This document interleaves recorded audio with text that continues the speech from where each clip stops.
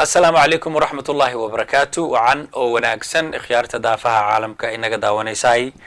كسو دوادا waxaad si toos ah inooga socotaan Duxi Media waxaan idin socodsiinaya anigoo ah Cabdirasaaq Suule Cali fadlan waxaan si naxariis leh kaaga codsanaynaa hadii ay tahay markii kuugu horeysay oo channelkeena uu kusoo gaaro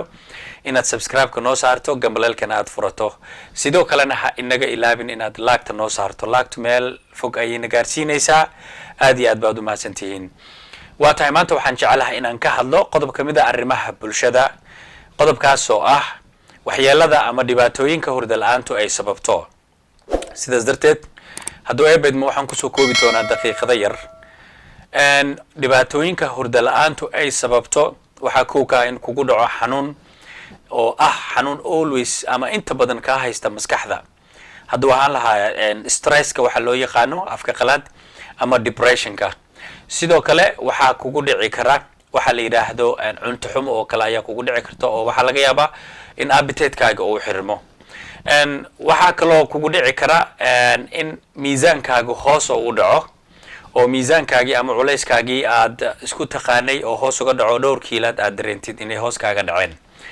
waxa sidoo kale kugu iman kara in midabka jirkaaga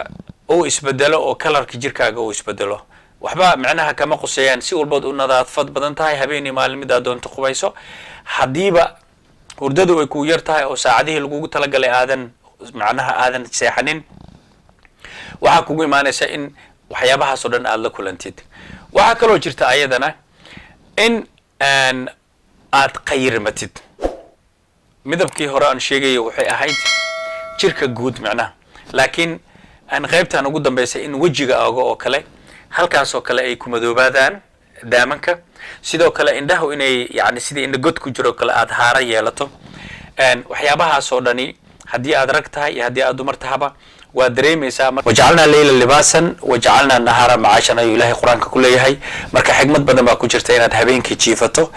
sidoo kale aad hesho hurdo kugu filan hadii aad u baahan tahay caafimaadkaaga maskaxdaada xasuustaada hurdadaada quruxda jirkaaga waxyaabo badan inay isku dheelitirmaan waa tahay intaasi waa hurdo la'aanta dhibaatooyinka ka iman kara sidoo kale waxay saameyn ku yeelanaysaa hadii aad tahay shakhsi shaqeeya oo shaqad u baxa oo u shaqo taga muxuu ahaayay ama ku shaqeysta shaqooyinka asagu uu leeyahay ama shoobab iyo maxaan ku yiraahday maharada kale u shaqo taga ayadana waxa laga yaabaa inay hakad ka galiso oo aad dareemto muxuu ahaayay tabar darri aad dareento energy laan aad dareento maxaan ku yiraahday sidii firfircoonidii iyo yaani sidii hufnaantii shalay lagu yaqaan inaad yeelan kari weyso sidoo kale waxa kugu iman karta hadii aad tahay arday wax barta ama daayirta ahaw ama daaweynta ahaw waxbarashadu age walba ay leedahay waxa kugu iman kara ayadana in aadan u yeelan maxaan ku raadayay sidii waxbarashadaadu shalay u hufneed oo u fiicneed maadaama maskaxdaadu aysan fadhin oo maxaan ku raadayay hurdadii kugu yar tahay xasuustaadu sidii loogu talagalay ma noqonayso akhrintaadu sidii loogu talagalay ma noqonayso even xitaa maqalka markii daraasaadka ama macluumaadka la bixinayo sidii loogu talagalay ayadana ma noqonayso waa tahay maxaa sababa marka hurdo la'aanta maxaa sababa laba arimood ayaa sababa waa arin kugu imaata oo waxay kugu imaataa sikadis ah waa arin caafimaad la xiriirta ama walwal la xiriirta ama lagu yaani waxyaabo adiga markaasi murug ku haysa ama maxaan ku raadayay iyo waxyaabaha kale oo la halmaalay noqota midna waa mid ku imaata inaan anagu sabab u nahay tusaale ahaan hadda waqtiga la joogo social media ayaan waxaan u isticmaalnaa aad wax walba waxa lagu soo koobay mobile-kii baa lagu soo koobay newski mobile-kii baa laga dhageysanayaa heesii mobile-kii baa laga dhageysanayaa wacdigii mobile-kii baa laga dhageysanayaa quraankii mobile-kii baa laga akhrinayaa tafsiirkii mobile-kii baa laga dhageysanayaa saacadii reminder-kii iyo saacadii salaadaha iyo wixii oo dhanba mobile-kii ku xiran yihiin adduunyadii oo dhan waxa lagu soo koobay mobile-kii ayaa lagu soo koobay iyo waxa loo yaqaano apps-ka sidaas darteed marka haddaan anagu nahay bulshada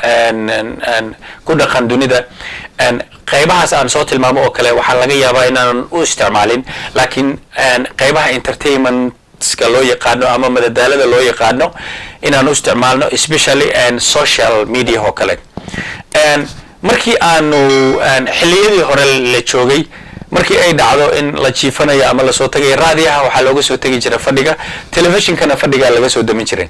hadda laakiin wax walba ay sariirtaada ku raacayaan si toos ay ku soo raacayaan barkinta iyo madaxaaga inta u dhaxaysta ayuu telefoonku galayaa haddii marka qadar daqiiqada jaanis u hesho waxa laga yaabaa email lagu soo diray ama message lagu soo diray ama qofku soo wacay oo kale inaad fiiriso waqtigii uu kula tago daqiiqad YouTube ka fiiriso daqiiqad Snapchat ka fiiriso daqiiqad aad fiiriso muxuu ahay Twitter ka daqiiqad Facebook ka fiiriso TikTok ka fiiriso social media badisi si dhex gasho waxa laga yaabaa 10 habeenimo oo kale inaad sariirta aad madaxa dhulka dhigtay haddana 1 o'clock ama 2 o'clock inaad hurdahasho intaasna aad sariirtaada adigoo saaran aad ku mashquulsaneed social media ama mobilka waxa loo yaqaano marka walaalayaal idinku aad u mahadsan waxa qurux badan waqtigu aad iyo aad buu macnaha oo qiimo u leeyahay ilaahay subxaanahu wa ta'ala waxyaabaha inta badan dadka uu kula xisaabtamayo oo muhiimku ay qayb ka tahay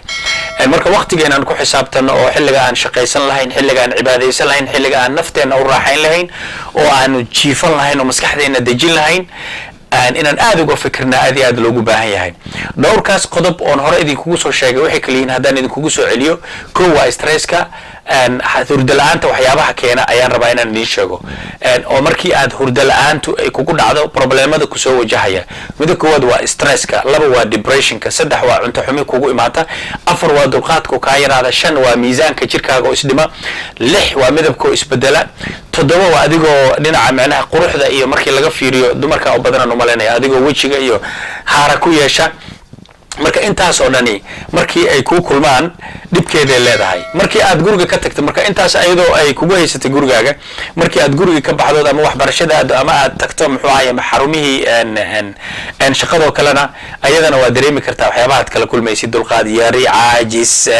energy la'aan dabeecad xumo dulqaad waxaas oo dhan baad kala kulmaysaa marka barnaamijkani wuxuu muhiim u yahay runtii idinka iyo anigaba muhiim buu noo yahay waxaan jecelahay inaad la wadaagtaan asxaabtiina waa mid kamida ama qodob kamida arrimaha bulshada waxaan jecelahay hadduu ilaahay subxaanahu wa ta'ala ogolaado intaan inaan ku soo koobo aad iyo aad baad u mahadsantihiin mar labaad waxaan si naxariis leh idinkaga codsanayaa walaalahayga qiimaha badan leh inaad subscribe channelka tiraahdaan si fariinteena oo mar walba idiin soo gaarto gambaleelkana aad furataan ha iga ilaabinina haddii barnaamijkani uu qiimo ku leeyahay oo aad u aragtay inuu muhiim ku yahay inaad laagta ii saarto kana mid noqoto asxaabta nagu xiran oo muxuu ahaayay channelka familigiisa ah kusoo dhawaada Dugsi Media aad iyo aad baad u mahadsantihiin وولكن عبد الرزاق سولي والسلام عليكم ورحمة الله وبركاته.